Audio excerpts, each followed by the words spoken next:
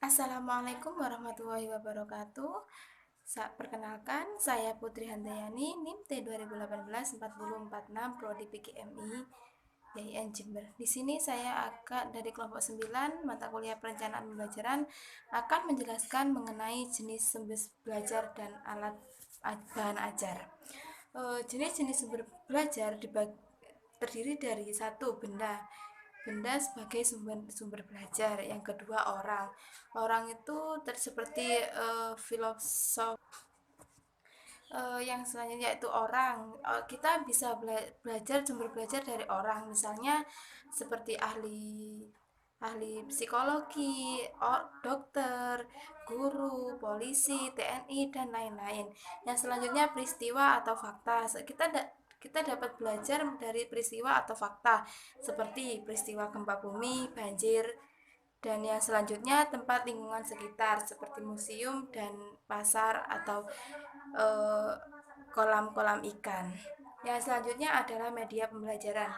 Media pembelajaran tematik pada dasarnya media menggunakan media pembelajaran untuk memahami konsep abstrak dan yang sulit dipahami. Jadi gunanya media pembelajaran itu sebenarnya sebagai alat bantu untuk memahami suatu proses pembelajaran dari abstrak menjadi nyata. Media pembelajaran dikelompokkan menjadi dua, yaitu dalam arti sempit ataupun luas. Arti sempit arti sempit ini media pembelajaran dalam arti sempit yaitu dapat digunakan efektif yang terencana. Jadi kalau yang dalam arti sempit itu yang efektif dan terencana. Nah, sedangkan yang dalam arti luas itu berarti media pembelajaran itu tidak hanya meliputi komunikasi elektronikal saja, tetapi juga melewati slide, foto, objek nyata, dan lain-lain. Yang selanjutnya adalah macam-macam media. Macam-macam media pembelajaran ada yaitu media cetak, media audio, audio cetak, proyeksi visual diam, proyeksi visual audio, visual gerak, benda nyata, benda yaitu kalau benda sendiri itu terdiri dari dua, yaitu benda nyata atau benda tiruan. Yang selanjutnya yaitu alat peraga. Apa sih alat peraga itu? Alat peraga adalah alat yang digunakan untuk membantu proses belajar mengajar, sama seperti media pembelajaran, tetapi alat peraga ini itu memberikan wujud real. Misalkan kita akan mempelajari struktur tubuh manusia. Nah, nantinya kita akan diberikan suatu objek, yaitu seperti kayak alat peraga, struktur tubuh tumbuhan yang nyata kayak seperti tongkrak biasanya itu di lab ada. Terus lagi peta, misal peta juga termasuk alat peraga. Dari peta itu sendiri kita nanti akan eh, memahami tentang daerah-daerah tempat tinggal, misalnya kota Jember. Oh, dari peta kita bisa lihat kota Jember itu di mana. Seperti itu. Sekian dari saya, apabila ada kesalahan mohon maaf. Wassalamualaikum warahmatullahi wabarakatuh. Belajar mengajar sama seperti media pembelajaran, tetapi alat peraga ini itu memberikan wujud real. Misalkan kita akan mempelajari struktur tubuh manusia. Nah, nantinya kita akan diberikan suatu objek, yaitu seperti kayak alat peraga, struktur tubuh tumbuhan yang nyata kayak seperti tongkrak biasanya itu di lab ada. Terus lagi peta, misal peta juga termasuk alat peraga. Dari peta itu sendiri kita nanti akan eh, memahami tentang daerah-daerah tempat tinggal, misalnya kota Jember. Oh, dari peta kita bisa lihat kota Jember itu di mana. Seperti itu. Sekian dari saya, apabila ada kesalahan mohon maaf. Wassalamualaikum warahmatullahi wabarakatuh. Belajar mengajar sama seperti media pembelajaran, tetapi alat peraga ini itu memberikan wujud real. Misalkan kita akan mempelajari struktur tubuh manusia. Nah, nantinya kita akan diberikan suatu objek, yaitu seperti kayak alat peraga, struktur tubuh tumbuhan yang nyata kayak seperti tongkrak biasanya itu di lab ada.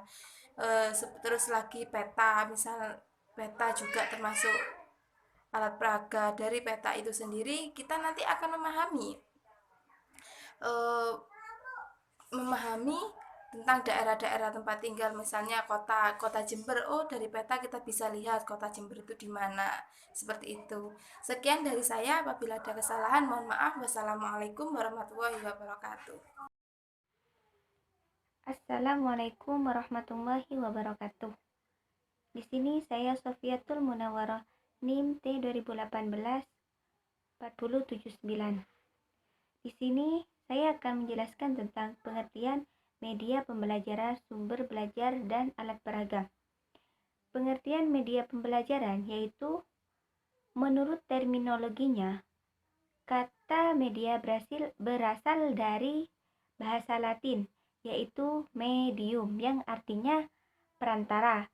Sedangkan dalam bahasa Arab, media berasal dari kata wasilah yang artinya pengantar pesan dari penerima kepada penerima pesan. Pengertian media pembelajaran adalah segala alat pengajaran yang digunakan untuk membantu menyampaikan suatu materi pembelajaran sehingga memudahkan mencapai tujuan. Jadi, media pembelajaran adalah alat untuk menyampaikan suatu materi kepada mahasiswa agar lebih bisa dipahami. Kemudian sumber belajar. Sumber belajar yaitu semua sumber baik berupa data orang dan wujud tertentu yang dapat digunakan oleh peserta didik untuk belajar. Jadi, sumber belajar itu adalah semua sumber baik data orang dan wujud tertentu yang dapat digunakan oleh peserta didik untuk belajar. Kemudian, alat peraga. Alat peraga yaitu segala sesuatu yang dapat digunakan untuk menjelaskan konsep-konsep pembelajaran materi yang kurang jelas sehingga dapat merangsang pikiran mahasiswa dan menarik perhatian siswa. Nah, jadi alat peraga itu segala sesuatu yang dapat digunakan untuk menjelaskan konsep-konsep pembelajaran materi yang kurang jelas sehingga dapat merangsang pikiran siswa. Seperti contohnya sebuah patung yang menggambarkan organ-organ tubuh gitu. Kan itu juga disebut alat peraga. Nah, terima kasih. Selanjutnya akan dijelaskan oleh teman-teman saya. Assalamualaikum warahmatullahi wabarakatuh. Di sini saya Sofiatul Munawwarah NIM T 2018 4079. Di sini saya akan menjelaskan tentang pengertian media pembelajaran, sumber belajar, dan alat peraga. Pengertian media pembelajaran yaitu menurut terminologinya, kata media berasal dari bahasa Latin, yaitu medium yang artinya perantara. Sedangkan dalam bahasa Arab, media berasal dari kata wasilah yang artinya pengantar pesan dari penerima kepada penerima pesan. Pengertian media pembelajaran adalah segala alat pengajaran yang digunakan untuk membantu menyampaikan suatu materi pembelajaran sehingga memudahkan mencapai tujuan. Jadi, media pembelajaran adalah alat untuk menyampaikan suatu materi kepada mahasiswa agar lebih bisa dipahami. Kemudian sumber belajar. Sumber belajar yaitu semua sumber baik berupa data orang dan wujud tertentu yang dapat digunakan oleh peserta didik untuk belajar. Jadi, sumber belajar itu adalah semua sumber baik data orang dan wujud tertentu yang dapat digunakan oleh peserta didik untuk belajar. Kemudian alat peraga. Alat peraga yaitu segala sesuatu yang dapat digunakan untuk menjelaskan konsep-konsep pembelajaran materi yang kurang jelas sehingga dapat merangsang pikiran mahasiswa dan menarik perhatian siswa. Nah, jadi alat peraga itu segala sesuatu yang dapat digunakan untuk menjelaskan konsep-konsep pembelajaran materi yang kurang jelas sehingga dapat merangsang pikiran siswa. Seperti contohnya sebuah patung yang menggambarkan organ-organ tubuh gitu. Kan itu juga disebut alat peraga. Nah, terima kasih. Selanjutnya akan dijelaskan oleh teman-teman saya. Assalamualaikum warahmatullahi wabarakatuh. Perkenalkan, nama saya Liliana Agni Mantaka, NIM T 2018-4053. Saya di sini akan melanjutkan penjelasan dari teman saya, dan saya akan menjelaskan tentang menulis sumber ajar. Menulis sumber ajar di sini ada yang paling banyak digunakan oleh para penulis, ada 3. Yang pertama yaitu menulis sendiri. Nah, menulis sendiri ini yaitu menulis dengan gaya bahasa sendiri dari hasil pemikirannya sendiri. Nah, yang dimaksud di sini tuh gimana sih gitu. Jadi caranya itu yang pertama yaitu kita tuh memulai dengan pengumpulan informasi. Pasti ya, kalau kita mau menulis sesuatu kita harus mengumpulkan informasi. Kemudian memahami informasi tersebut. Setelah memahami, kemudian baru kita mengkolaborasi dari informasi tersebut, kan pasti ada pengertian-pengertian. Nah, kita kolaborasi, kemudian baru kita menuangkannya dalam tulisan dengan gaya bahasa kita sendiri. Seperti itu. Nah, kemudian yang kedua yaitu pengemasan kembali informasi. Nah, pengemasan kembali informasi ini yang paling banyak digunakan oleh para penulis atau penulis buku ajar. Nah, pengemasan kembali informasi ini khususnya dilakukan dari buku-buku yang diterbitkan oleh PT-PT seperti itu. Nah, penulisannya itu tinggal mengemas kembali buku-buku yang telah dijadikan sebagai acuan. Biasanya tinggal mengemas ataupun melakukan penyuntingan terhadap buku-buku yang sudah dipakai sebagai acuan. Kemudian yang ketiga yaitu penataan informasi. Penataan informasi yaitu melakukan kompilasi,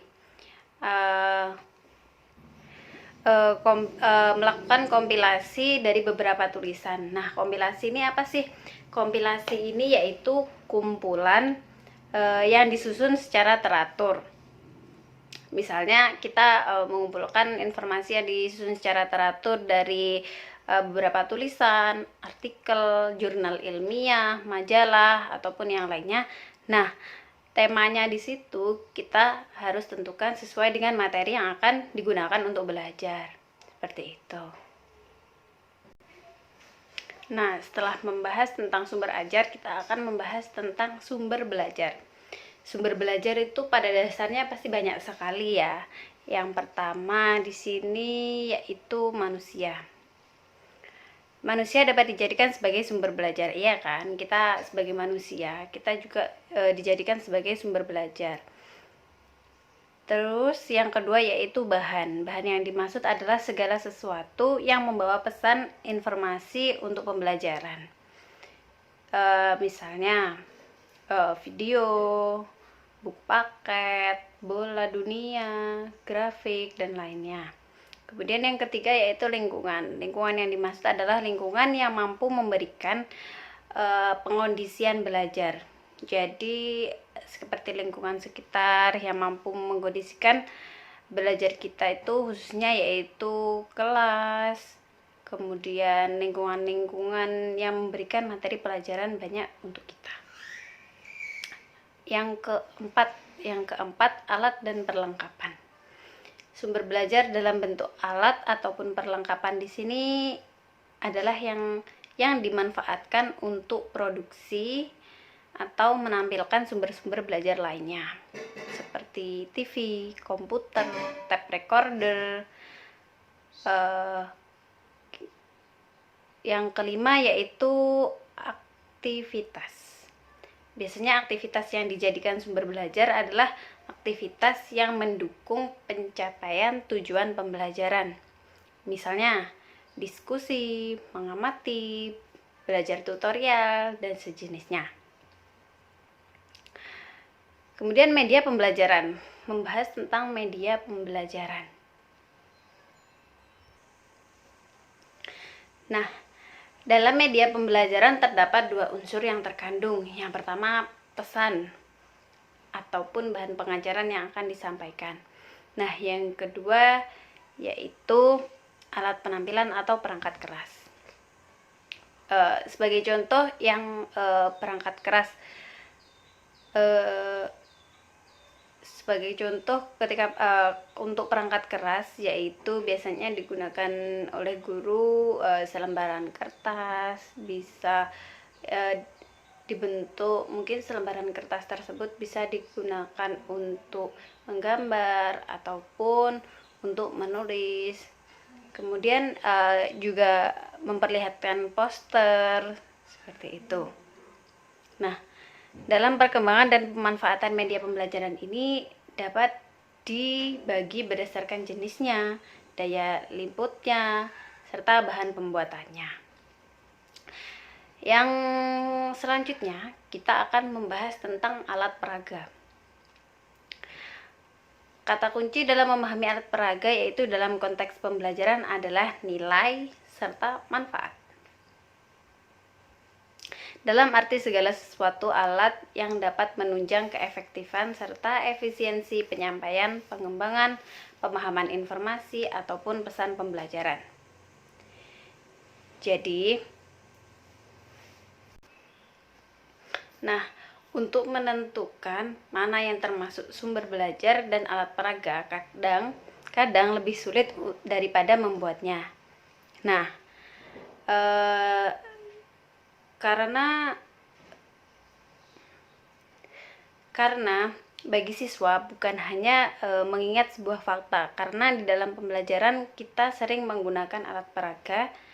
Dengan menggunakan alat peraga ini sehingga dari sumber belajar tersebut membantu memahami seorang siswa dengan menggunakan alat peraga.